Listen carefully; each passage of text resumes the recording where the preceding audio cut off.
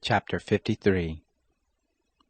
Who has believed our message, and to whom has the arm of the Lord been revealed? For he grew up before him as a tender plant, and as a root out of a dry ground. He has no form nor comeliness, and when we see him, there is no beauty that we should desire him. He was despised and rejected by men, a man of suffering, and acquainted with disease.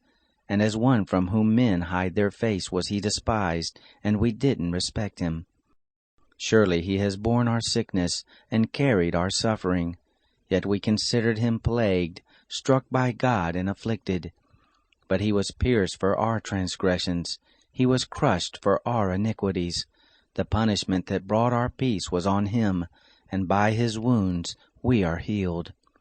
All we like sheep have gone astray, everyone has turned to his own way, and the Lord has laid on him the iniquity of us all.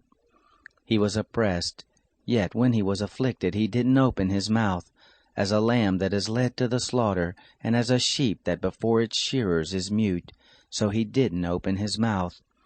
By oppression and judgment he was taken away. And as for his generation, who among them considered that he was cut off out of the land of the living, for the disobedience of my people, to whom the stroke was due? They made his grave with the wicked, and with the rich man in his death, although he had done no violence, neither was any deceit in his mouth. Yet it pleased the Lord to bruise him, he has put him to grief.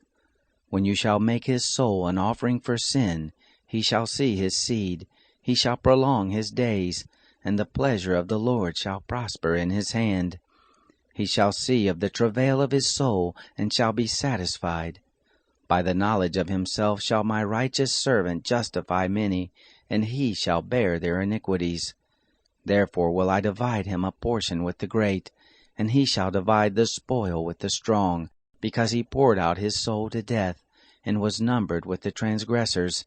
Yet he bore the sin of many, and made intercession for the transgressors.